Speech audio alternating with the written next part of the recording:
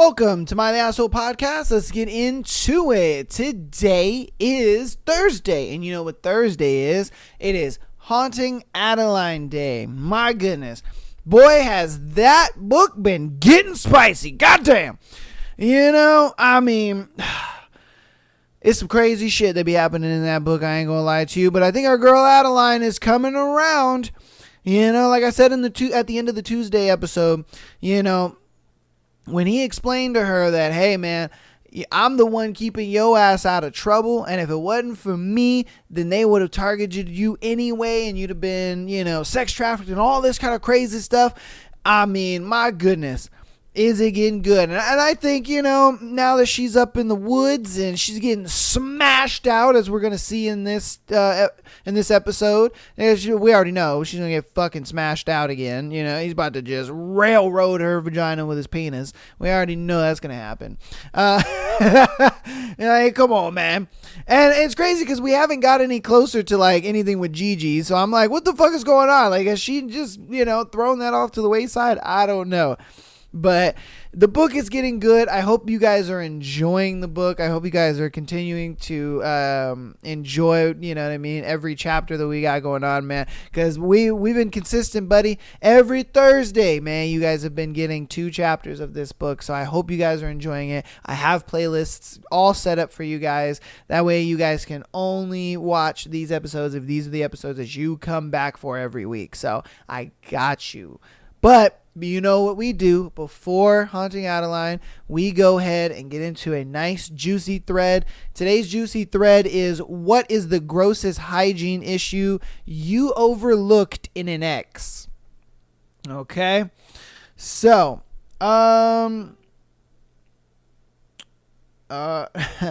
my tooth keeps chipping and growing back. Dog, that's tartar.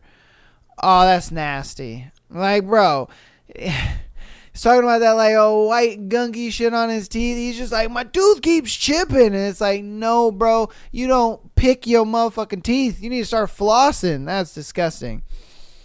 I don't like to brush my teeth because it makes my gums bleed, as in, therefore, it's not good for him. Bro, no.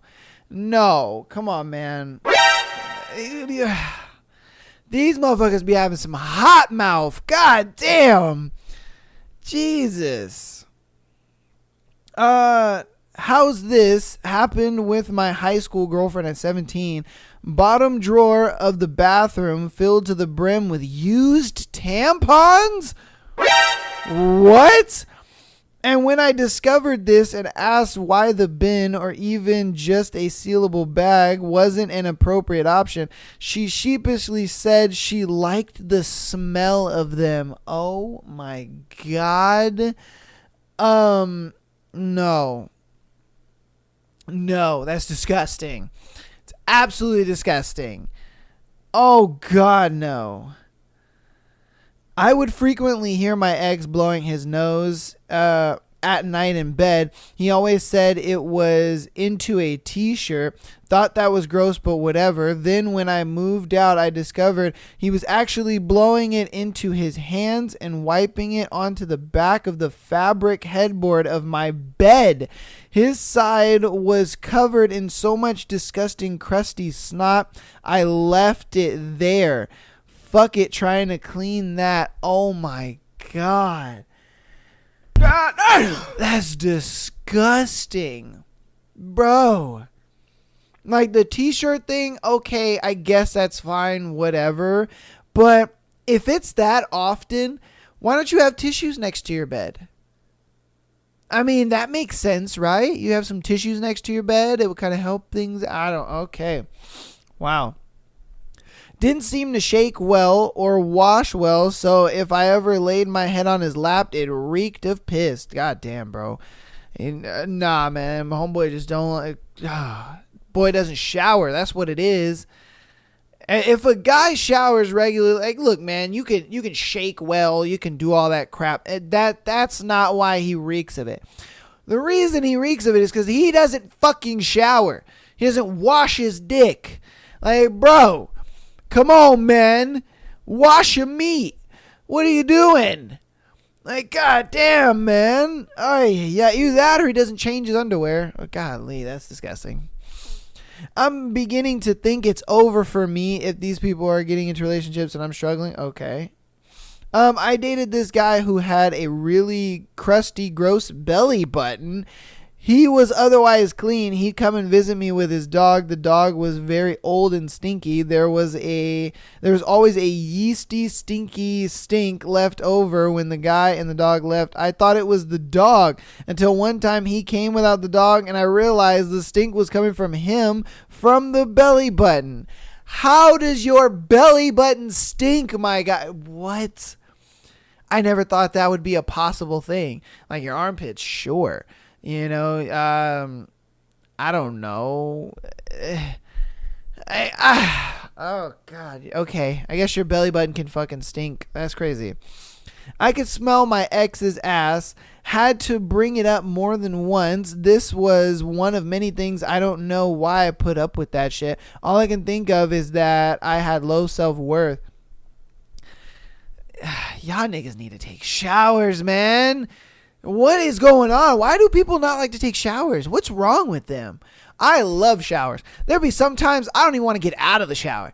I'm like, bro, this shower is so good. I don't even want to get out. The water is perfectly warm. It's hitting my back, kind of massaging a little bit. Man, especially after the gym. Oh, your muscles be all tight. You loosen them up with some nice warm water. My goodness.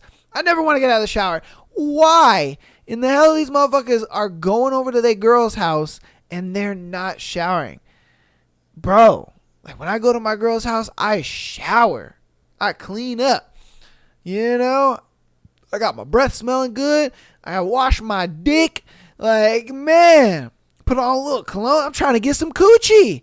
You ain't gonna get no booty smelling nasty. Like, come on, man. Ain't no girl trying to get humped by a dude who smells bad. Come on. God damn. My ex had toenail fungus. That's gross. So bad that his super long and disgusting crust mobile toe literally cut holes in multiple fitted sheets. Our toilet paper rolls would get poop on them because ye old ex somehow got a poopy hand every single time and then transferred a little bit of it to the roll. Was he doing the first pass with a bare hand? I have no idea. Does he not wash his hands after he takes a shit? My guy. Like I use wet naps to wipe my ass, but that doesn't change the fact that my fingers were in my ass. Like, bro, like, come on, man. Do you not know where your hand has been? Even if you wipe your butt, it does not change the fact that your fingers were up in your butt, bro. You wash your hands. Like, oh my God. Man. No wonder ladies rather be single than date dudes. Godly. This is ridiculous. Once he didn't change his clothes for a week. Oh my God. What? My God. Oh, no, not the ding. I hit the ding by accident, but Bruh. Why? You guys are just it's ridiculous. He then took a shower and almost put the same underwear back on. Bro, oh my God. Do you not own a pair? Like ever since I became an adult, every year for Christmas, I tell my mom, hey, I want underwear and socks for Christmas. You know what I mean? Like, that way you have an endless supply of them. Like, come on. Oh my God, this is crazy, bro. I had to convince him to put on clean underwear. Sat on the bed right after a shower naked, stood up. A tire rack was on the bed. He had just showered. This happened multiple times. What the fuck? Why was it? Oh, I see. Okay, so after the shower, he sat on the bed and there was a tire track of dookie. I see. Oh, God, that's nasty. I see. Okay. All right. She wasn't the best at wiping. Oh, this is a girl. Wow. Okay. I stopped doing her in doggy as I didn't want to see the shit. Once we did it, I had shit on my stomach afterward. Oh, she was on top and there was doo-doo on him. Oh, no. Oh, that's nasty. Golly, how do you not feel that? Like, how do you not feel having a dirty butthole? Like, God. Well, not on purpose, but when we broke up, my family told me he smelled horrible. I have no sense of smell, so I had no clue. Oh, and they're just like, oh, well, she loves him, so, oh, it sucks. I just got up and brushed my teeth again because they felt nasty for these people. Facts, bro. Golly. All right. It's about balance. I couldn't find a way to tell him that after a long day he needed to take a shower because he had stinky dick. Facts. I didn't want I didn't want a shower because I always took one before a date and take one in the morning too. His dick was always stinky on dates. I felt so disrespected, but he would cook me dinner and do all of the dating shit. But you expect me to suck stinky dick? We broke up. Facts, man. Why don't you just shower? Why don't you shower? Like I said. And she said exactly what I was saying. I'd make sure my mouth situation's all clean and minty. I make sure my dick is clean because I'm trying to get some coochie. And a girl ain't gonna let you hump her with some stinky dick. Okay, come on, man. Take a fucking shower before you see. God damn it, man. Oh my God. All right. Not an ex, but a cute guy I hooked up with transferred me to his tonsil stones while making out. Ugh. Hey, yo, what the fuck? Wait, seriously? What? That's disgusting. I didn't say anything, but I didn't want to embarrass him, and I thought it never happened again. Guess what? Makes me want to throw everything. Yes! You know how disgusting those smell? Oh my God. I remember there was one time I was, flossing my teeth and whatnot. I happened to see him, and I'm like, oh, and so, I got some those little plier thingies, and I was like, oh, and you could smell it, and it's just disgusting. And his were in your mouth? Ugh. Ugh. Oh, God, man. I was late teens, early 20s, and was going to give my first BJ until I noticed the dick didn't look right. Caked on schmegma like he had been rolling in lotion, and the smell, oh my God, I jumped back. What the fuck to the situation? He wasn't even a smelly guy. I just don't think he knew he was supposed to clean there. I never did give him a BJ either. Another one, I was seeing a guy, but he would never invite me over to his bedroom, and one night his friend dragged me to the room and was like, look at this. You want this? This is nice? It's disgusting. He's hiding this. I'm trying to help you. He was flipping through trash to show me how bad it was. Food containers everywhere, trash all over the floor, and I'm pretty sure suspect looking piss bottles? Hey, yo, what the fuck? Bro, what? You can't just get up and go pee in the toilet, my guy? Oh my God. I ended up dating him for, oh my God. You dated that guy? Oh. Why? Why are you setting yourself up for failure? Like, the roommate was like, are you sure you want to date this? He's got food containers all over the place. There's piss bottles. There's fucking trash everywhere. Homeboy is not clean. And she's just like, I can fix him. Oh my God. Bruh. What are you doing? I ended up dating him for a year. Oh, you're stupid. Cleaned, gutted his room several times, but it was just too much. Of course. Ladies, you can't change a man. Stop trying. They're over here talking about, I can fix him. No, you can't. He's just going to take advantage of what you're doing and be like, oh, this is okay behavior. Like, God. Oh. Okay. Yeah. All right. They peed the bed. How old are you, nigga? Oh my god. Nigga, how old are you, bro? Oh my god. Every night I would sleep so close to the edge of the bed to avoid it, and my ex always reeked of piss, even after washing the blankets. How old is this guy?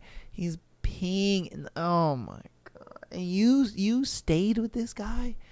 I mean, the first few times I'd have just been like, okay, bro, what is going on with you? Like, I can't be dating a person who fucking pees the bed. Like, you're a grown ass adult. What the fuck are you doing? Oh yeah, that's disgusting. He always had a sweaty ass, which mixed with the leftovers from his shoddy wiping skills and created a stink goo between his cheeks. Needless to say, we never shared a bed, and washing was required before anything sexual. I do not know how I put up with it. Yeah, I don't know how you put up with it either. Like, you girls be just so blinded by something. I don't know what, but it's something y'all bitches be blind with, because my God, Jesus. These dudes are so terrible, even Ray Charles could see it. I'm like, my God, this is crazy talk. Goodness. He showered maybe twice a week, nigga. Why? Changed his underpants even less than often. In the summer, I could smell his ass crack. His job was dishes, and he'd leave them for weeks if I didn't end up doing them for him. Only thing I really wouldn't do was laundry, because we had a creeper downstairs I wasn't comfortable around. So sometimes I even ran out of underwear. I left him almost 2 years ago, and he went back to living in squalor. His place is all carpet, and he told me recently he just vacuumed it once. I left, and that was just because the unit was being inspected. Bro, like I said, I can see why you girls fucking don't like men. Oh God, I can see why. This is just woo. Like me, I try to be a clean guy, man. I shower twice a day. If I go to the gym, I'll shower. After, if I know I'm going to go see my girl, I make sure shower, brush my teeth, I pick them. Like, man, it's just like, dude. Ay, man. Smoked too much and would cough up mucus all over the interior of his car. Dried loogies all over the windshield and steering wheel. Bro, what? That's disgusting. Disgusting. And you don't see all that crap all over your dash and your steering wheel and think to myself, oh yeah, maybe I should fucking clean that. It's staring you in the fucking face everywhere you drive. Whew. My God. Wow. Common sense is not common anymore. Jesus. He pissed all over the toilet seat and the floor consistently. He also used our bathroom to clean up a collection of pit bull's shit outside and came to rinse it in our sink with cold water and expected us to use it inside. He would fight with me over wanting an extra separate broom for this. I am horrified thinking about it, and I can't believe I was ever with this piece of shit. Yes, I did. Like, why? Why? You girls be putting up with some crazy shit. These dudes are disgusting. Oh, jeez. She showered once a week, sometimes longer, and was very usual for her to go days on end without showering. Didn't change her panties or bra for a week either. Golly, what? Like, all right, ladies, girl, them panties are just discharged like a motherfucker. Like, let's be honest here. As a guy who's lived with a woman for a couple years, trust me, girls sometimes will wear 2 pairs of underwear in the same day just because of that. You know what I mean? Like, it's a natural thing. It happens. That's just their vagina cleaning itself, whatever. So, it's understandable. But you just sitting in your discharged underwear like that is, oh my God, that's disgusting. Like, oh, Jesus. Like, don't get me wrong. The dudes in this thread have been worse than the girls. Let's be honest here. But, I mean, you would think, like, the girls wouldn't be that bad. Like, god damn. Okay. His toothbrush was moldy. Wow. I don't think he ever thoroughly rinsed it off after brushing. He still used it and called me a nag for mentioning it was probably unsanitary. So I got him an expensive electric one. It got moldy, so I took on replacing the toothbrush heads for him myself every couple of weeks. He wondered why I barely wanted to have sex. Who wants to fuck something they're raising? Facts, man.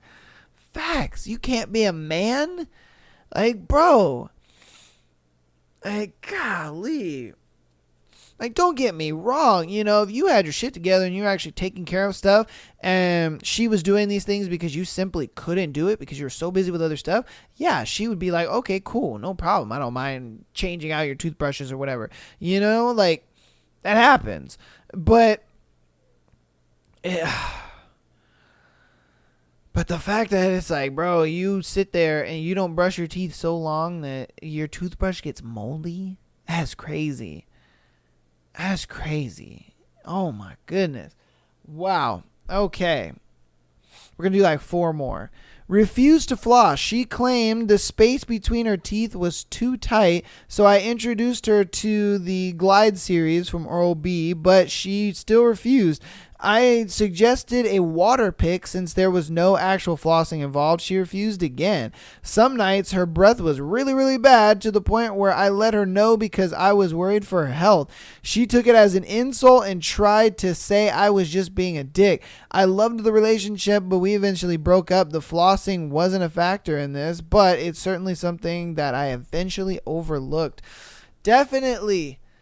I mean, golly. It's one of those things where it's like if a person can't take care of their hygiene, that says a lot about them and they can't take care of other things. You know, that kind of shows you the importance that they put on other things. It's like they can't take care of something as simple as their hygiene. You know, brushing their teeth, wearing deodorant, taking showers, wearing clean underwear, cleaning our private parts. Like, we can't do that. How in the hell are you supposed to do other things in a relationship? It's a recipe for disaster. You know, and that's why hygiene is so fucking important. Goodness. All right, we're going to do 2 more. We both somehow contracted head lice. Oh, God. Wow. We both had quite long hair. I washed mine regularly and he washed his once in a blue moon. Due to this, they liked living in my hair. But liked laying eggs in his hair, so I was literally walking around with an itchy scalp all the time whilst he wasn't bothered by it at all. I was washing my sheets and treating and combing through my hair every night. Second night, in attempts to get rid of these fuckers, I kept nagging him to do his head at the same time, but he claimed it hurt too much. He was too tired. He couldn't be bothered, even though I was literally offering to do it for him while he sat there and zoned out. Man, some of these guys are just little bitches. Like, oh, I don't want to do it. I don't feel like it. Fuck your feelings, bro. Like, what are you doing? Oh, God. You sound like a little bitch. Jesus Christ. We both had our own separate living arrangements, but spent every night together at each other's places. It got to the point where we'd both had head lice for over 4 months. Bro, there's no way. I would have killed that shit in a week. I'd have been like, yo, okay, there's something going on. Like, we need to get some soap. We need to get something because fuck this. Like, you and I are both going to use this. Like, no way. That is crazy. 4 months? Despite my time-consuming efforts to get rid of them, I finally told him to spend the night at his place and sort it the fuck out as I was staying at mine to wash my sheets and basically marinate in the head lice treatment, and that he was absolutely not welcomed at my apartment. He got the idea after that, but it took a few weeks. I knew it was fucking revolting at the time, but looking back on it now, it makes me angry. I want a reimbursement for all the money I spent on the chemist on nit poison. Dude, yeah, I would feel pissed off too. I'd be like, bro, you're the fucking reason I have head lice and I've had it for 4 months. God, that makes my head itchy. Jesus Christ. Man. Refused to wear deodorant because it was feminine and feels weird. Motherfucker, you stink. Wear it. Facts. Wear deodorant, dude. Deodorant is not feminine. It's not gay. No, deodorant is part of hygiene, bruh. Your pits stink. I hate when I leave the house without putting on deodorant. I'm like, oh, fuck. You know, because I know pits be stankin', man. And then sometimes, you know, I get the female ones because I like the scents. You guys have better scents than we do, man. Like, I feel like dudes, they have like 3 scents. You know what I mean? I'm just like, bro, no, I hate it. So sometimes I'll be buying the little secret ones, you know, the blue clear ones. I fucking love those things. I love the gel ones. Those are my shit. And they smell so nice. Like, they have like lilac and sunflowers and fucking sunshine and rainbows and all this other cool shit. I'm like, man, you guys got the sense. I low-key, hey, no shame in this guy's game, but man, I be buying the girl ones because the girl ones, and they last a long time too. Sometimes more than the dude ones. Like, the dude ones will have a bit of a stronger smell, sure, but for the girls ones, they last. Like, your boy don't be sweating for nothing. Man, that's crazy, dude. That's crazy. But that's gonna go ahead and end that thread for today. Hope you guys like that thread. My goodness. Yeah, motherfuckers is stinky, and I see why these girls be, I see why I see why girls are just like, you know what, man, dating dudes just ain't worth it, because these motherfuckers are disgusting. Like, god damn, man. Take care of your hygiene out there, man. Take care of your hygiene. Jesus Christ. Hopefully this thread, you know, had a bit of a wake-up call for you guys. And, you know, you may have a significant other right now, and you're just like, man, this motherfucker don't brush his teeth. Man, this motherfucker doesn't shower. You know, yeah, my boyfriend did have some schmegma on his dick, you know? But I'm going to hop into announcements. We'll get into the recap of Haunting Adeline from last week, and then we'll get into the chapters we got going on today. I believe we have chapters 34 and 35 for today. My goodness, we're about 80% done with the book, man. We're almost done. I'm super excited to see what goes on and the happenings. Obviously, in this first chapter we're about to go over, in this first chapter we're about to go over is pretty much just Adeline getting fucked again. You know, no surprise there. If you remember last week's episode, she pretty much ran off into the fucking woods, you know, and he's got her pinned down, and it's raining, they're soaking wet, and he's just like, I'm gonna fuck you, you know, so that's what's about to happen with that. But patreon.com/MyLastPodcast. Get on there, $3 a month. Get you an exclusive episode every single Friday, as well as being able to send in your scenarios to be featured on the Tuesday and Sunday show. If you are primarily a audio listener, please keep downloading the podcast as well as rating. Rating 5 stars is preferable, helps out a ton, and it is free to do. Downloading and rating 5 stars is free to do. Help us out here. Following us on TikTok as well as Instagram. TikTok, we're on the road to 10K, as well as Instagram. Follow us over there, because sometimes TikTok has issues with certain clips that I post, so we put them on just Instagram. So there are some exclusive clips over there. And then if you want to help even more on the free 99 side of things, go ahead and head over to YouTube, youtube.com/MyLastPodcast, or click on the link tree that does now work. Click on that, go to YouTube, and then subscribe to us over there. Even if you don't watch over there, subscribing does help. So I appreciate you guys so much. Let's get into the recap. So pretty much what we had was he went ahead and infiltrated the little club that they had going on, the little gentleman's club. He had infiltrated that, and so now that, you know, he infiltrated the gentleman's club, he's trying to find out where they're doing the rituals and all that kind of stuff. They wanted proof to see if he was actually like a child pedo guy. So he had showed a picture of this girl, and he was like, "Oh, do you like Sharon?" And he's like, "Fuck no, I don't like Sharon." He's like, "This is my toy, blah blah blah." And so they were like, he's kind of just building their trust because he's trying to see where the rituals happen and all that kind of stuff, so that way he can kill all the motherfuckers and, you know, do all that shit. Then, you know, he went to Adeline's house, you know what I mean, and he was, I want to say he was teaching her more self-defense stuff, I don't know, but Adeline got all defensive, was just like, you're a murderer, how dare you, blah, blah, blah, blah, do you think murdering is good? And he's just like, well, the murdering I do is fucking good, because I'm saving little girls from being sex trafficked their whole life and being killed as kids and all this kind of stuff. And so, yeah, my murder's fucking justified. You know, what do you think about that? And then, you know, she got all mad and huff and puffing. And so she ran out into out into the woods, and he caught her and was just like, she's like, get off me, you monster. And he's just like, look, bitch. Even if I wasn't involved in your life, if I never saw you at that book signing, they would have still been after you regardless. And they probably would have got to you sooner because I wasn't involved in helping it. But since I've been involved in your life, it's put a little bit of a monkey wrench. You're marked. They want you regardless.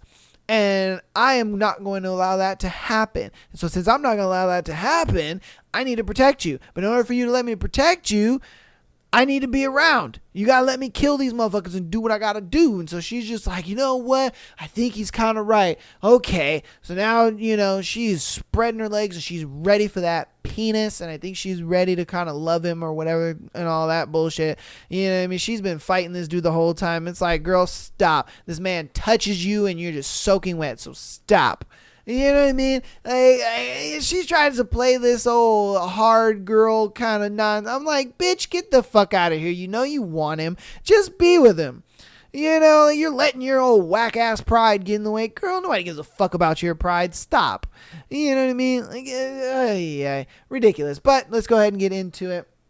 I'm going to go ahead and move you guys over. Let's get into it here. Chapter 34. The Manipulator. I've never been religious, despite my berating a phantom in the sky for constantly testing my sanity. But in this moment, I seriously hope that something is looking out for me. Because I have a feeling when Zaid is finished with me, my soul will be decimated, and nothing will be able to save me from his damnation. Swallowing thickly, I ask, how do you plan on doing that? I try to insert an ounce of confidence, but the calculating look on Zaid's face completely shreds that notion. I shiver, but not from the relentless rain soaking my skin. Instead of answering verbally, he reaches down and grips the waistband of my leggings. In one sharp tug, he's ripping the fabric down my legs and flinging it somewhere out in the forest. Definitely won't be getting those back. My eyes round when he harshly jerks my yellow thong, the lace easily tearing beneath his strength. Zaid, I gasp, attempting to close my legs to block the freezing rain from my exposed core. He deflects my attempts, prying my knees apart until the rain batters against my center. I squeal from the sensation, sucking in a sharp breath. Zaid may resemble a god, but he's never been the forgiving type. Adjusting his grip to the underside of my thighs, he pushes my legs back until my knees are hiked up to my ears, and my pussy is completely bare to the unforgiving elements. Zaid! I shout, my hands shooting out to cover myself. Touch yourself, little mouse. Let me see how hard you can make yourself come. He orders, his voice thick with desire. I'm not... He bars his left arm across both thighs and uses his now free hand to swipe my hands away. Before I can ask what the hell he's doing, he delivers a sharp slap straight on my pussy. I yelp loudly, pain lancing through my clit and up my spine. The only reprieve is with his body now leaning over me. The rain is no longer pounding against my sensitive core. What the fuck? What did I just tell you to do, Adeline? Don't make me ask you again. My mouth flops, the words having escaped me. He stares up at me, his face cast in a severe expression that brokers no room for argument. Biting my lip, I contemplate arguing with him, but it takes all of 2 seconds to come to a single conclusion. I don't want to. Keeping my gaze locked on his, I slowly slide my hand back to the apex of my thighs, the gathering slickness having nothing to do with the rain. Reluctantly, as if he can't decide if he wants to watch my face or my hand, he pulls his gaze away and settles those yin-yang eyes on my pussy. Right as I'm dipping a finger inside me, his nostrils flare and his hand on my thigh becomes bruising. Fuck. He mouths silently, his eyes flaring with heat. Heat that extends to me, spreading like wildfire until the pattering rain against my flesh is a balm to the incessant burn. Dragging my finger out of my pussy, I circle my finger across my clit, my mouth falling open and a husky moan slipping past my lips. Pleasure exudes from where my digit continues to circle, and I can't help but rock my hips against my own hand, seeking a touch past my own. A touch that would be rougher, firmer, better. Ignoring my body's silent plea, I focus on my ministrations, my head kicking back as my orgasm builds. Zaid lifts up, removing his arm from across my thighs and taking up his former position of kneeling before me with his hands firmly holding my knees to the ground on either side of me. This way, his body is no longer providing protection against the rain, the cold drops of water like ice between my legs. I lift my head, my heart thundering as Zaid's eyes sear through me. The knowledge that he is watching everything I'm doing to myself only heightens the pleasure. I've never been so turned on in my life. And the unfiltered moans are impossible to control. I'm too lost in the moment to care about how loud I am, too high on the euphoria coursing through my system as I reach that cliff. Sensing my stiffening limbs, Zaid looks up at me and whispers, Show me how deeply I've ruined you. My brows contort and my mouth falls open as I topple over that edge. I cry out, my hips rocking relentlessly, searching for something more. The orgasm that washes over me is sharp and quick. Before, I would have been satisfied with that, but now, with the cruel man kneeling before me, I feel fucking robbed. I keep my mouth closed, the downpour and wind seeming silent now that my moans have ceased. A wicked smirk forms on his lips, emphasizing the scars on his face. Was it better? He asks, but it sounds like he already knows the answer. I nod. Not brave enough to speak my lie, but too prideful to say no. For a brief moment, it feels like the world around me stills. The rain, the wind, the leaves on the trees. And then everything is speeding up, too fast for me to stop him from moving my hand and delivering another sharp slap to my pussy. Instinctively, I try to close my legs to abate the pain, but he pins my knees back, leaning over me menacingly. The dormant fear flares back up again as he stares down at me. Lie to me again. He threatens. My patience only stretches so far. I swallow the lump in my throat, my wide eyes locked on his. Was it better? It's at this moment my brain decides to remind me that I'm in the middle of the woods, alone, with a very dangerous man. A man who had tortured and murdered 4 men only 3 nights ago. No, I whisper, eyeing him carefully. I'm tense, waiting to see what his next move will be. Zaid has always been unpredictable. That feeling is nothing new. He won't hurt you, Addie. No, but maybe I want him to. He releases me and stands. Get up. He clips. Shock renders me frozen, but my brain catches up after a few seconds and I'm scrambling to my feet. I'm readying to ask. I don't even know, but before I can figure it out, he's bending down and grabbing the back of my thighs. He lifts me up, my legs instinctively curling around his waist. My sensitive center clashes with his hard cock straining in his jeans, nestling firmly between the folds of my pussy. A soft whimper escapes, and I'm still too shocked to move or say anything as he begins to carry me, assumingly, back towards my house. What's happening?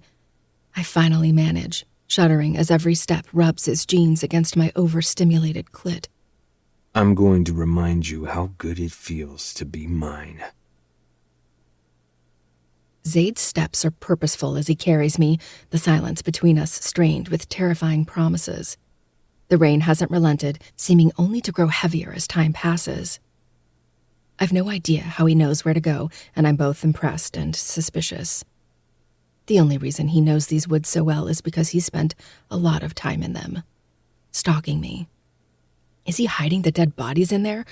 The question is lingering on the end of my tongue, but I let it die. I don't want to upset the small, albeit shaky truce we've seemed to reach.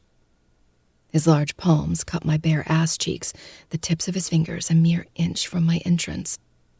He doesn't explore, the teasing touch setting me aflame and flooding me with anticipation. He's driving me mad with desire, and it's only fair I return the favor.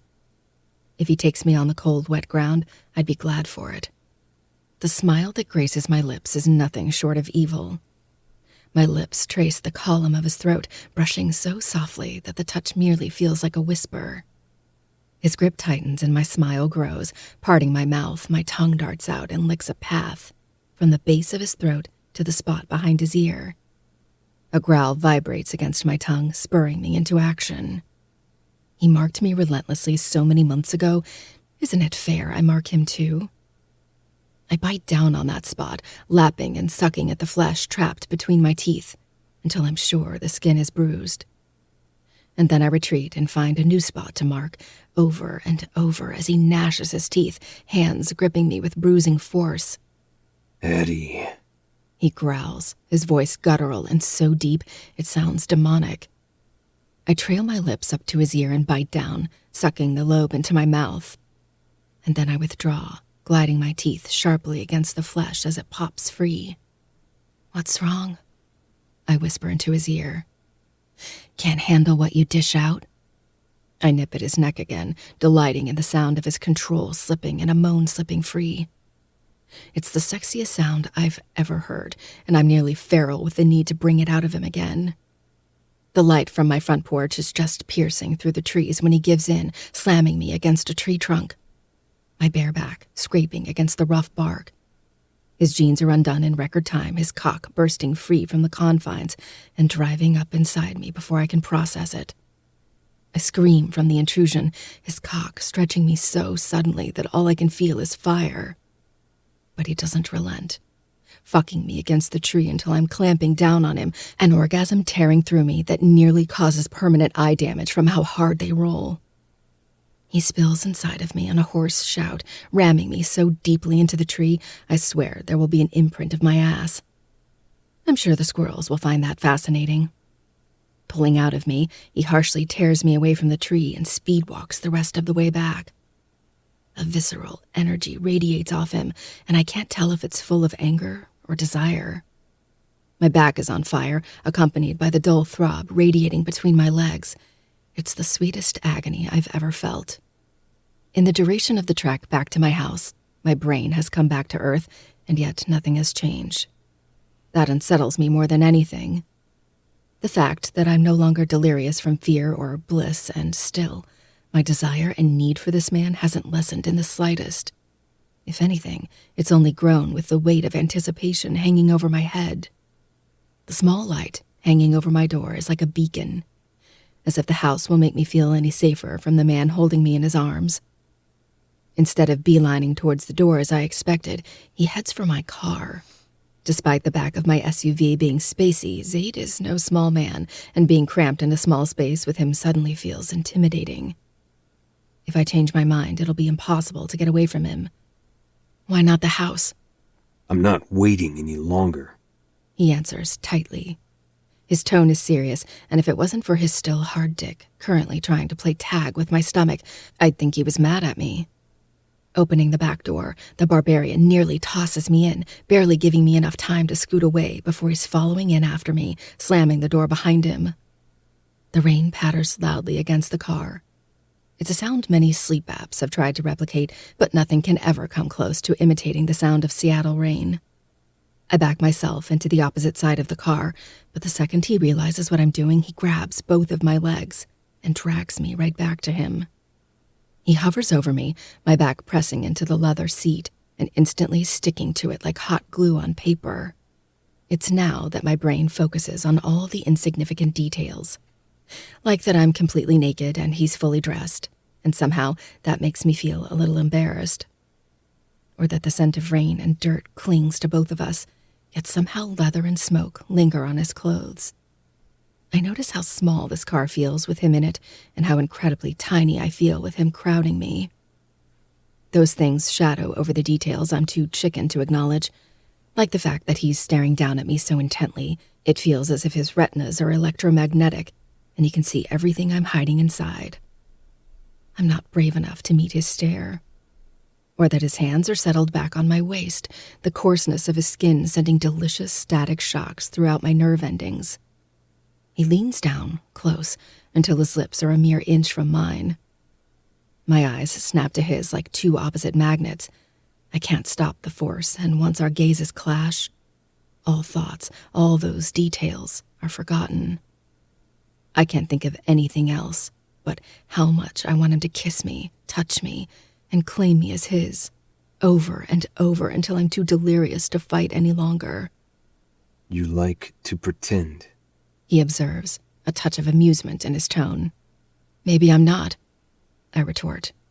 Maybe you're in denial. I tighten my lips, refusing to answer. He smiles knowingly, and the sight is devastating. While I'm busy having a mini heart attack, he pulls me in close, wrapping one arm around my waist while his other hand cups the back of my neck. His minty breath fans across my face, caressing my lips like a light breeze in the spring. What are you feeling right now? He asks softly. My breathing escalates. Confined? Trapped? He volleys back. My mouth tightens because while a part of me wants to say yes, the truth is that I don't.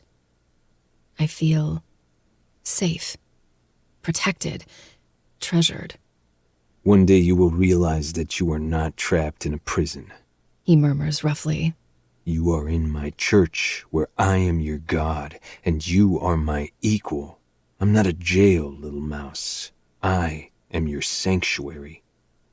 My mouth dries. The tip of my tongue darts out, wetting my bottom lip and swiping across his lips. Just a brush, but enough to light a spark. An answering growl arises as I ask, "Does that make me a goddess?" He pulls me impossibly closer, his lips now pressed against mine lightly. Baby, you rule the fucking kingdom, and I will gladly bow to you. I let him ensnare my lips between his in a vicious kiss before pulling away, my breath left behind. He goes to recapture them and growls when I evade him once more. Keeping my mouth dangerously close, I whisper against his tongue. "Prove it." He hums, the sound of a beast growling from the depths of darkness.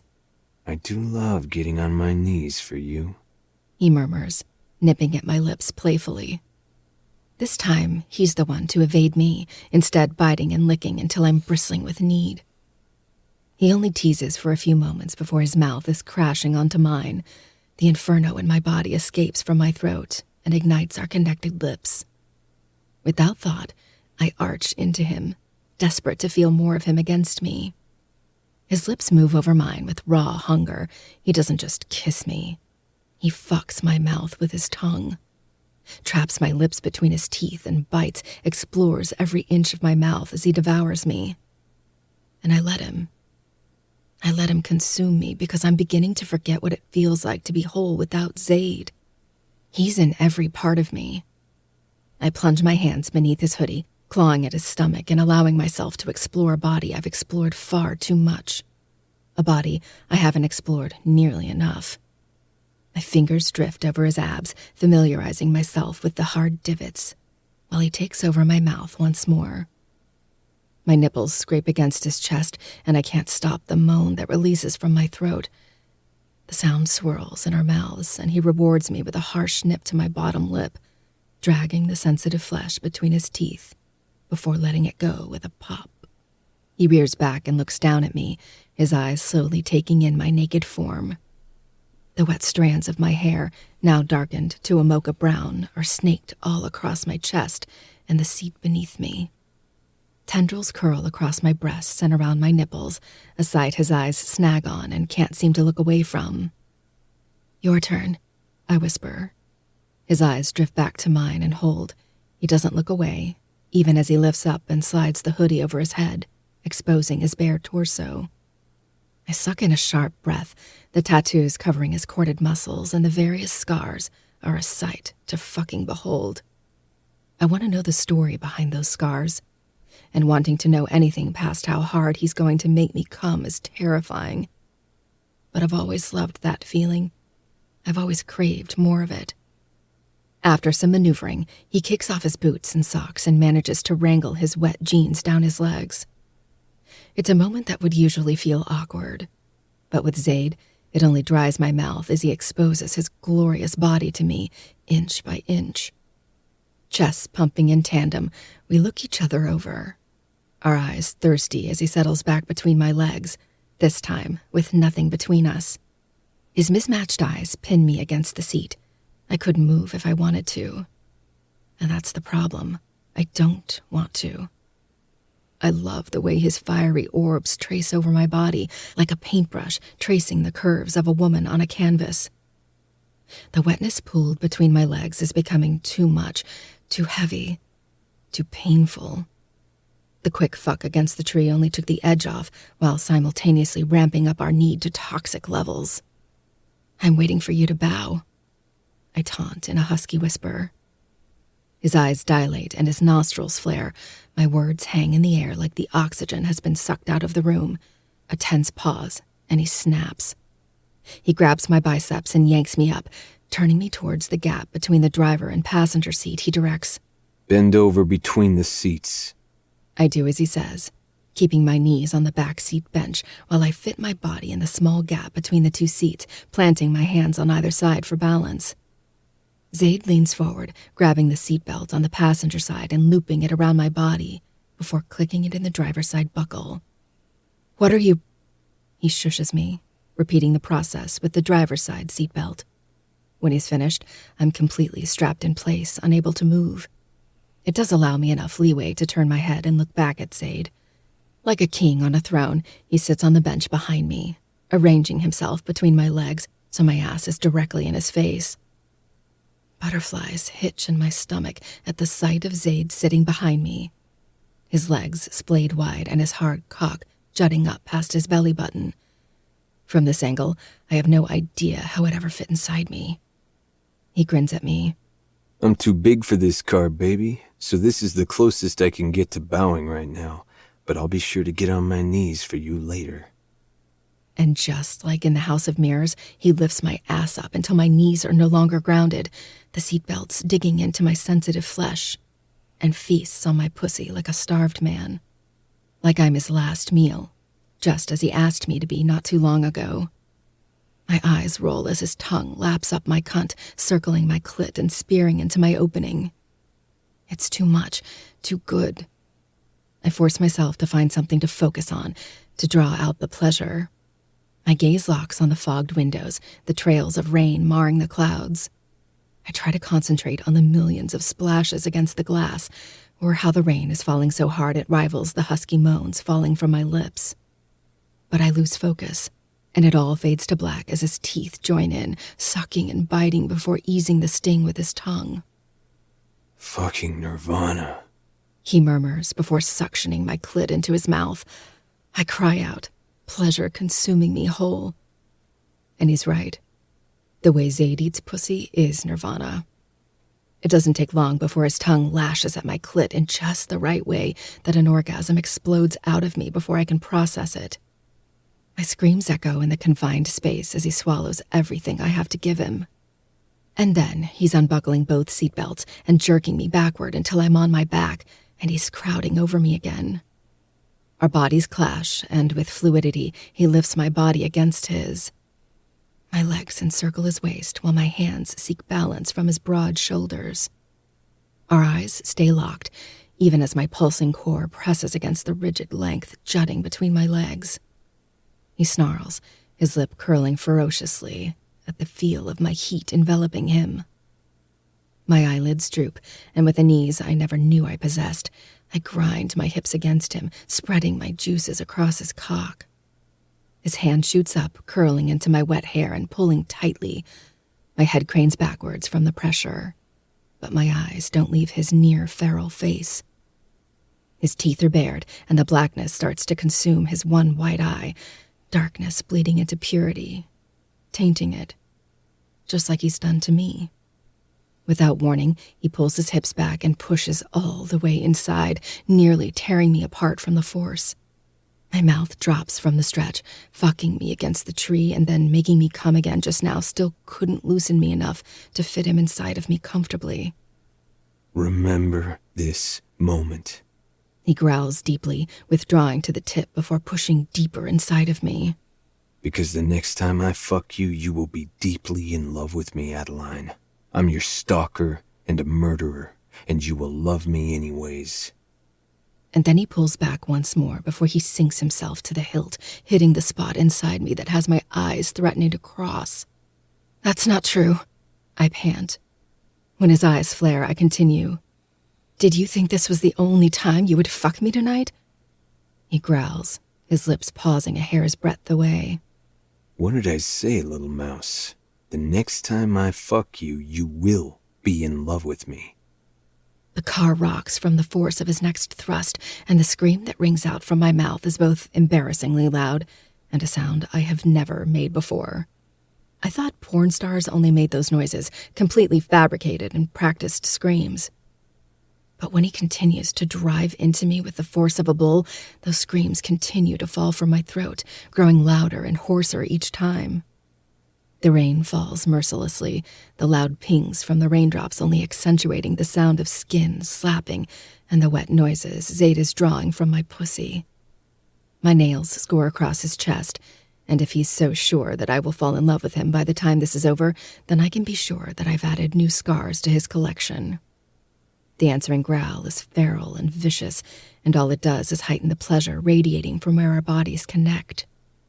His arm circles around my waist, and in one swift motion, he lifts me up and twists us, so he is sitting on the seat again while I straddle his lap.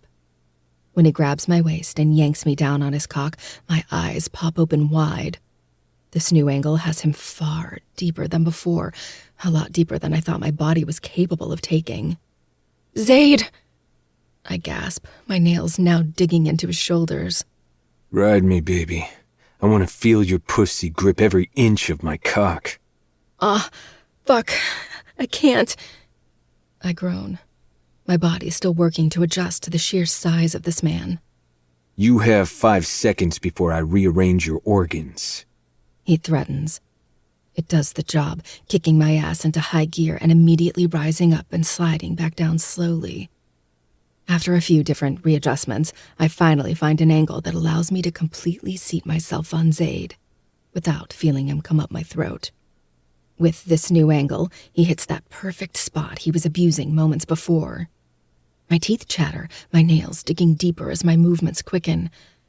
Zayd draws me in, bringing my body flush with his. One arm curls around my waist, while the other hand tears through my wet hair, yanking my head to the side and giving him access to devour my neck. I cry out, my hips moving frantically and erratically as his teeth bite the sensitive skin below my ear. My nipples scrape against his chest, sending delicious shivers straight to my pussy. That's it, baby. He croons into my ear. Your sweet little pussy is gripping my cock so fucking tight.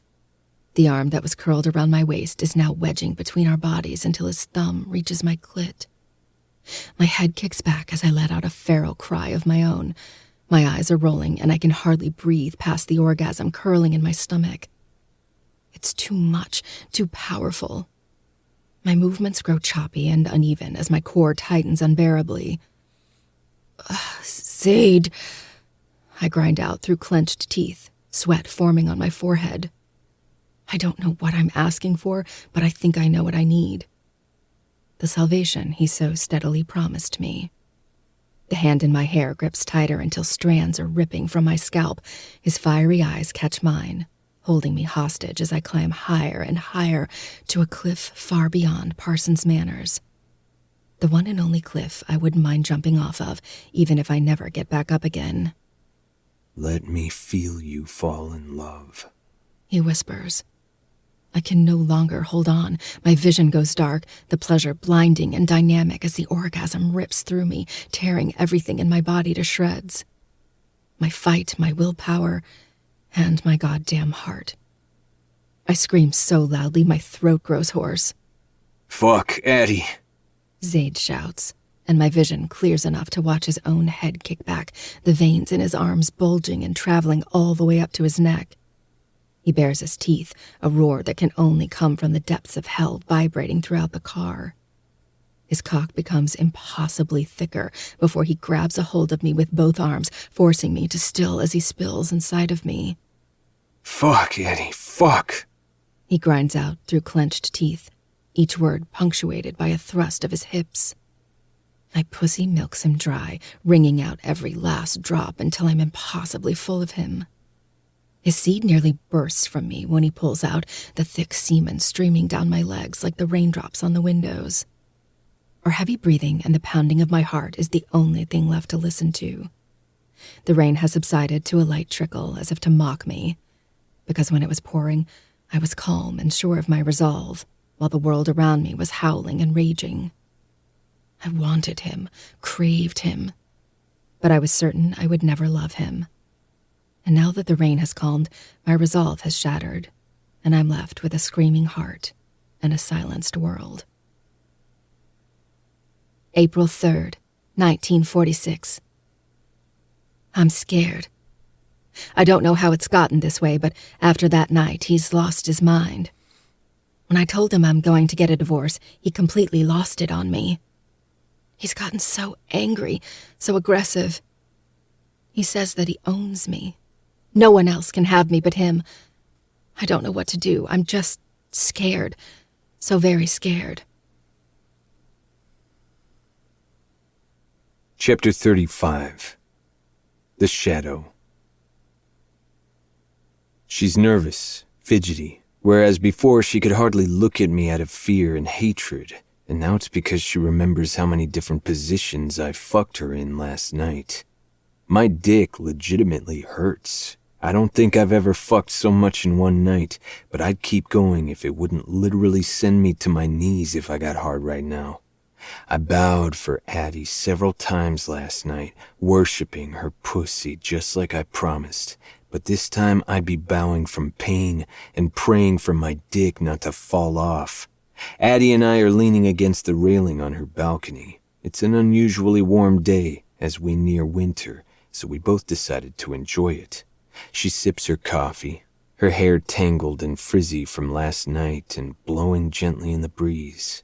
I think my hands were in her hair so often the strands had dried while wrapped around my fingers. We stayed up until dawn with either my cock, fingers, or tongue filling up one of her holes at all times. We only managed a couple of hours of sleep before my phone started ringing.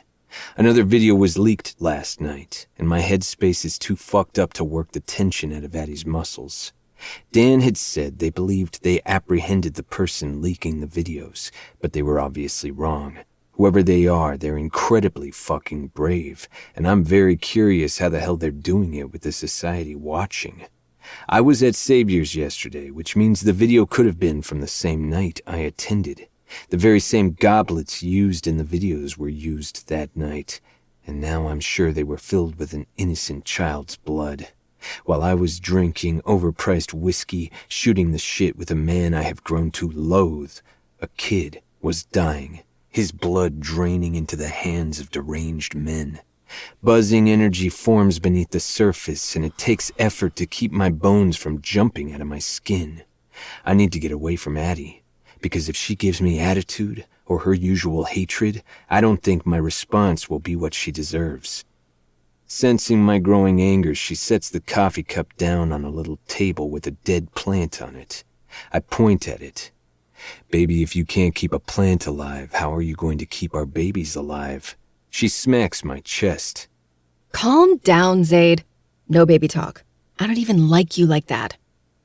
I grin, but her expression turns contemplative, a tiny frown tipping the corners of her lips down as a crease forms between her brow. Do you ever wonder about Gigi and her stalker and find it strange? Maybe even far-fetched? When I tilt my head, signaling my confusion, she licks her lips and starts fiddling with the belt on her purple robe. You already know my great-grandmother had a stalker, one that she fell in love with. And now, so do I, living in the same house and... Falling in love. I finish for her, keeping my face blank so she's sure I'm not teasing. She glances at me and gives a slight lift of her shoulders, but she doesn't deny it. Cop out, but I let it go. It just seems crazy and, I don't know, impossible, I guess. I lean down on the railing and tilt my head up until I catch her eyes. Once they snag onto mine, they're anchored. The breeze ruffles her hair again, the cinnamon strands dancing in the wind.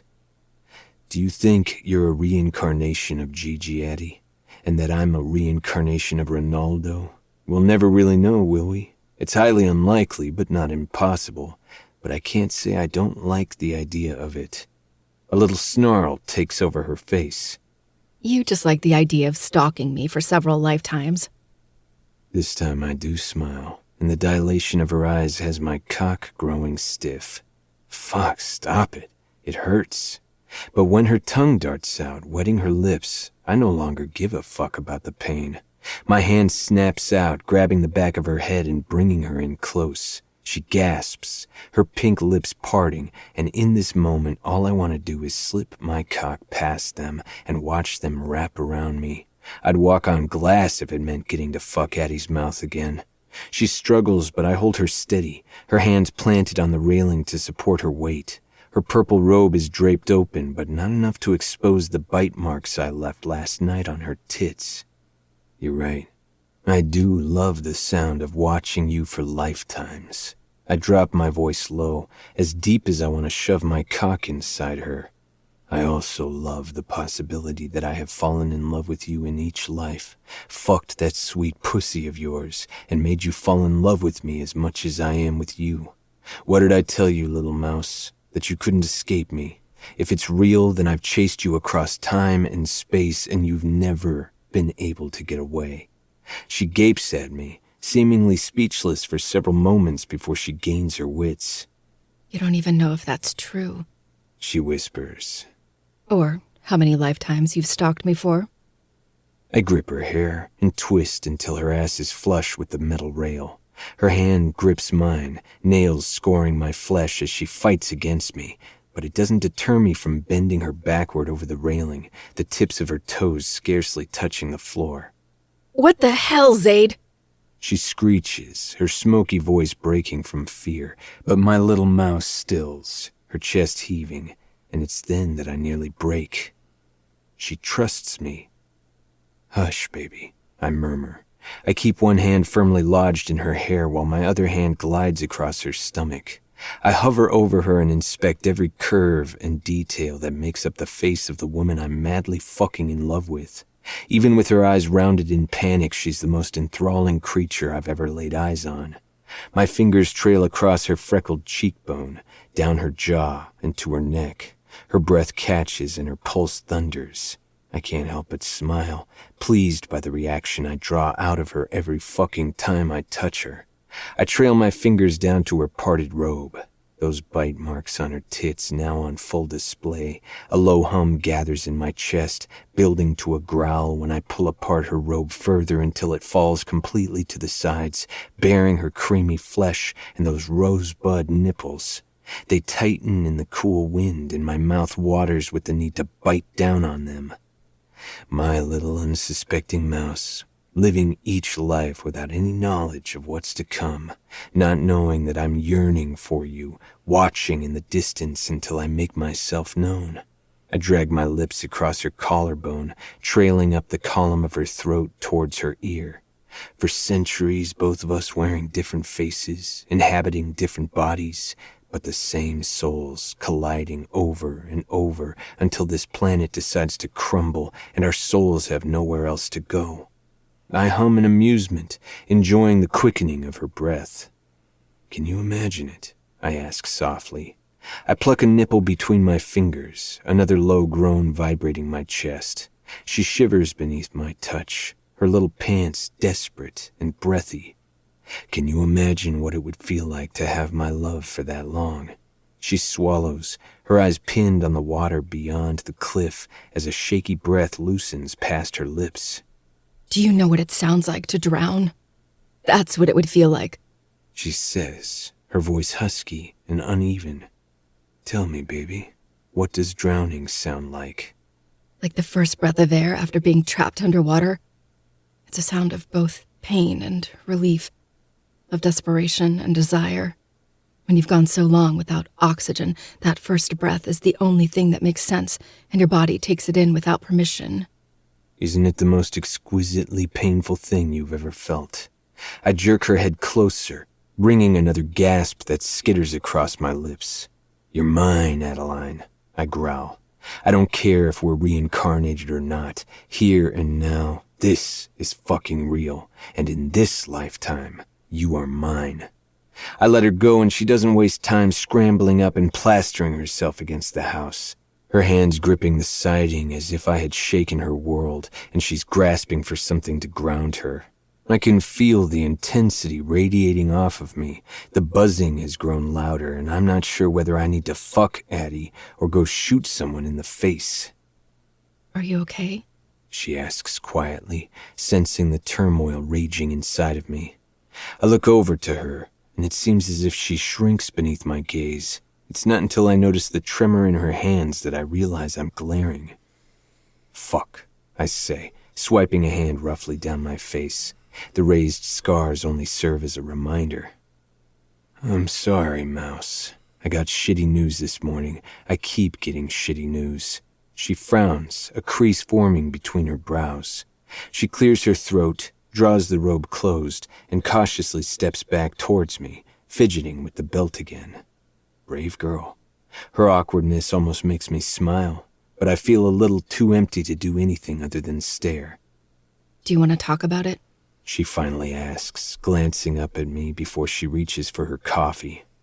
Do you want to hear about it? I counter, cocking a brow. A red flush rises to her cheeks, but she lifts her eyes and holds them steady.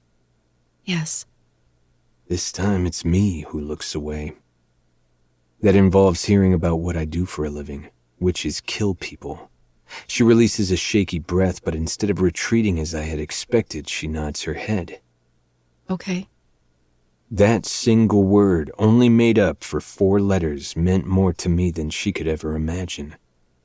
You're not going to like what you hear, I argue, and for the first time I think I'm searching for an excuse not to tell her. I've always been honest with her, but right now, I don't think I can handle her vicious rejection. Maybe not. She concedes. But you said before you save women and children. Was that not true? I pin her with my stare, conveying just how serious I am. That is what I do. All of what I told you is 100% the truth. I just didn't go into detail about what I do once I catch them. Torture them. She easily guesses. Those 4 politicians exposed that truth. She pauses, her caramel eyes boring into me. She's absently chewing her lip, contemplating something, it seems. Whatever she decides, she nods her head slightly to herself. I'm very curious to know what's going on in that head of hers. Tell me. She says, her tone firm and unyielding. I want to know everything about you. She ends her sentence with a wrinkle of her nose as if she thought she'd never say those words. It brings a small grin to my face. You mean besides what it feels like to have my cock in every hole of your body? She scoffs, a pretty blush staining her cheeks. You have not. She snaps. Yet, I promise. I haven't taken her ass yet, but I fully intend to soon.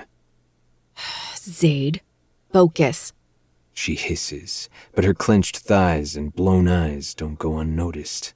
I look off to the side and stare out at the bay, focusing on something mundane, despite how beautiful it is with the water sparkling beneath the sunlight. Everything is mundane when Addie is present. There's a small thicket of trees leading up towards the cliff, the crooked branches deprived of leaves and reaching towards the sky, as if begging for life again. They're dying, and it imitates what I feel on the inside right now. I target specific people, politicians, celebrities, businessmen, people in positions of power or who have money, and even people who are the lowest of the totem pole and will do anything to get by. At the end of the day, it doesn't really matter what their job is or how much money they have, because they're all the same. They're human sex traffickers. For years, I've been targeting pedophile rings and dismantling them, rescue the girls and children and either send them back to their family or send them to a safe, undisclosed location where they can live the rest of their lives in comfort. But about 9 months ago, a video leaked of a sadistic ritual taking place. They were sacrificing a child and marking themselves in their blood. Since then, a few more videos have leaked, including one last night. I pause, clenching my jaw and trying to regain the composure that is beginning to slip through my fingers. Blowing out a deep breath, I continue. I've told you already that Mark was in the first video, which is why I targeted him and the 3 other men I killed. All 4 of them were performing the rite. The night I killed Mark, he disclosed the location to me, so I went there yesterday to insert myself, gain trust, and be invited into the dungeon. I noticed that Dan's shirt was wet. I pause, nearly blind from rage as I admit. I think this recent video was from last night, and they were still wearing the blood of their latest victim. The coffee cup clatters against the metal table, nearly toppling over as Addie attempts to set it down. Her hand is badly shaking, and it looks like a piece of the ceramic breaks off. What the fuck? She breathes, her eyes wide with shock and repulsion, though they don't stray from me as she says, Zaid, you couldn't have known that's what was happening. You can't blame yourself for that. I clench my teeth against the snarl threatening to take over my face, the muscle in my jaw threatening to burst. The fuck I can't, I snap. She flinches, her face softening. I didn't build Z and become who I am today to allow for a child to be sacrificed right fucking below me and watch sick fucks bathe in their blood like it's goddamn water. Tears form in her eyes, but she stays silent while I work to calm myself down. I've dedicated almost 6 years to eradicating human trafficking. Seattle happens to be a prime location for pedophile rings, but in reality they're everywhere, and I plan to take them all down, or as many as I can until this life takes me down first. Addie doesn't speak. She stares into her nearly depleted coffee as if it's an 8-ball that will give her whatever answers she's looking for. The sound of the furnace kicks on, filling the otherwise static silence. After a few moments, she looks up at me, an unreadable expression on her freckled face. Why? She whispers. Why did you choose to put your life in danger and hunt down these people and kill them? What made you decide to do this? Her tone isn't laced with judgment, but the need to understand. But I'm not sure my answer will offer her the understanding she's asking for. Because I want to, baby. Her brows jump in surprise, not expecting my answer. You're expecting me to give you a legitimate reason for why I took this path in life. Maybe I had a sister or mother who was kidnapped and sold. Maybe I was myself. But none of those things are the case. When I learned about human trafficking in the depths of its depravity, I was sickened, and I have the skill to do something about it, so I am. I'm saving innocent people because I want to, and I'm torturing and murdering the bad because I want to.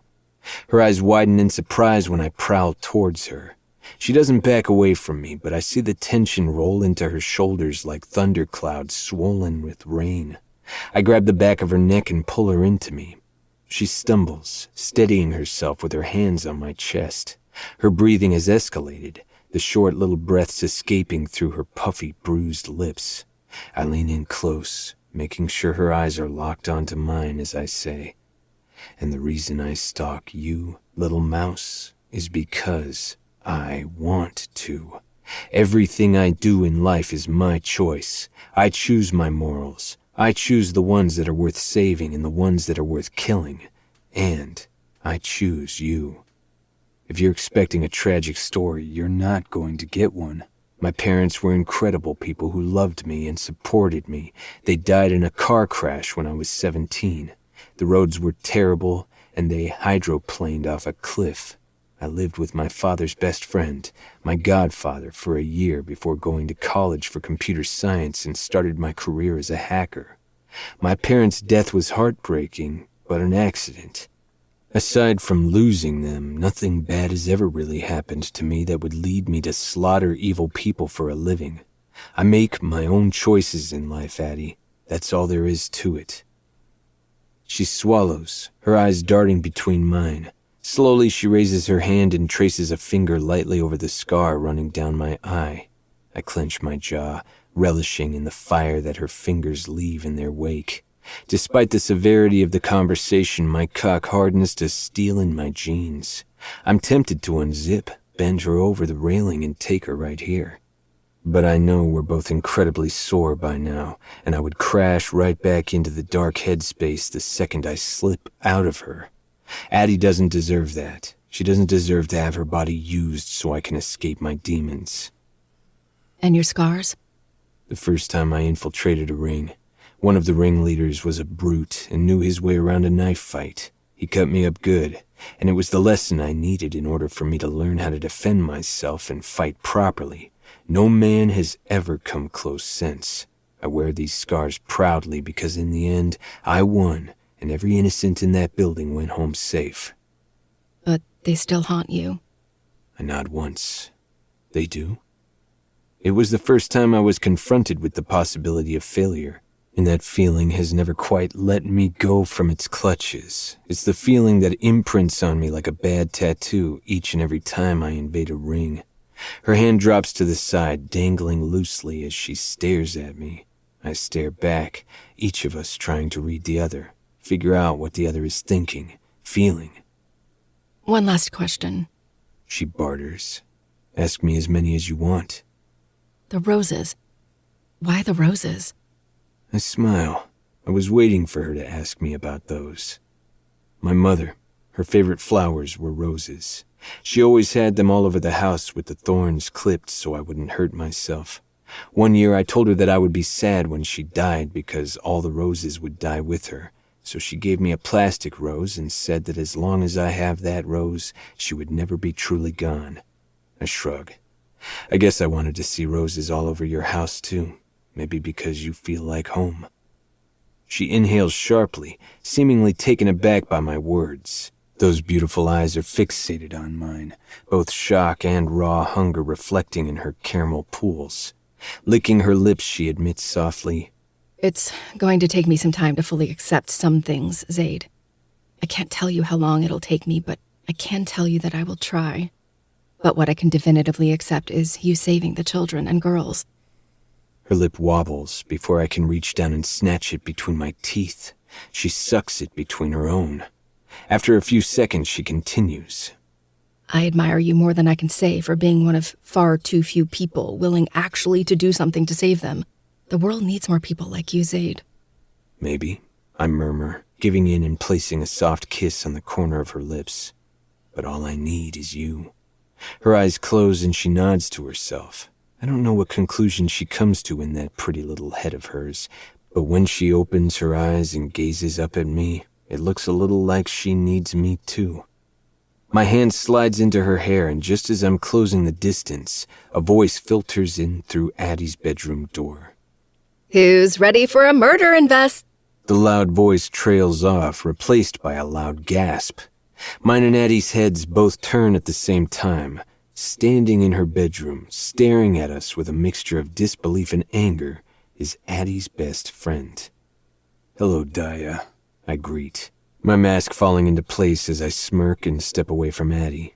My little mouse is embarrassed. I note the hint of shame, but it was expected. It's going to take time for Addie to truly accept within herself that she has given in to her stalker. What the hell? Is this him? My smirk widens and I turn to look at Addie. Have you been gossiping about me, little mouse? Did you tell her how big my cock is? Addie's eyes pop comically. Her hand curls and swings it right into my chest. It feels like she just threw a slice of bread at me. Asshole! No! If it wasn't for the small figure charging towards me, the loud stomping would be a clear indicator to the storm coming my way. I turn and swoop out of the way of another flying fist, this one packing a lot more punch. That one might have felt like a whole loaf of bread. I can tell the girl can hit, but fists don't affect me these days. I've grown too accustomed to the bite of a bullet instead. I laugh, catching Daya by her arm before she flies ass over teacup over the balcony. She wouldn't look so pretty with her face bashed in and her skull cracked open. Damn, you both woke up and chose violence today, huh? Dea rips her arm from my hand and glares at me, her pretty green eyes full of ire, and then she turns to Addie. I thought we hated him. I cock a brow, also staring at Addie and waiting for her answer. At this point, she can lie and say she still does. I know the truth, and that's what matters. I have a single feeling in my body, and it's attached to the freckled-faced girl who looks like she's having a stroke. It's going to take a lot more than her lying to her best friend to hurt it. Addie's face is red and her mouth flops, but no words come out. She might even be going into cardiac arrest. Dea trains her glare on me and opens her mouth, but I cut in. I'd be very careful about your words and any swinging limbs. I do sign your paychecks. Her eyes widen, taken aback. So, it is you. You are Z? She demands. What? Does my face not meet your expectations? The look that comes over Dea's face is pure entertainment. I swear you can't find this shit on TV anymore. She flounders for an answer but comes up short. All she really can do is just stare. I hope you understand that Addie never really stood a chance. Don't blame her. Addie crosses her arms, huffing at me, and finally finding her voice. All I had to do was piss her off. I make my own decisions, Zaid. Quit acting like I didn't have a choice. I just smile, letting her think what she wants. Whatever gets her pussy willingly wrapped back around my cock, I guess. You knew I already had suspicions, Addie. Why wouldn't you just tell me? This time Dea's voice softens, full of hurt and sadness. Addie's face drops, and that's my cue to leave. I'm really sorry. I haven't been sure how to even explain what's happening with him. I take a step back, attracting both of their eyes. I have to deal with the video. I have men stationed outside the property already. What the hell? Why? I didn't see any men. Dea asks, her eyes widened with alarm. They're not meant to be seen, Dea. You know that already, don't you? When her teeth click, I continue. You two kiss and make up. I trust your judgment, so whatever you decide to divulge, you have my permission. Addie bites her bottom lip, glancing at her best friend with guilt. I'll see you later, little mouse. I wink at her suggestively, and her eyes narrow in response. Dea sputters, but I'm out the door before she can relearn how to speak again. I've got far more pressing matters to deal with than Dea's newly developed speech impediment.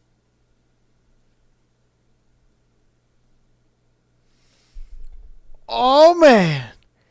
Oh, man. It got juicy at the end. Why? Why did it get juicy at the end? Come on, man. Goddamn. Oh, well.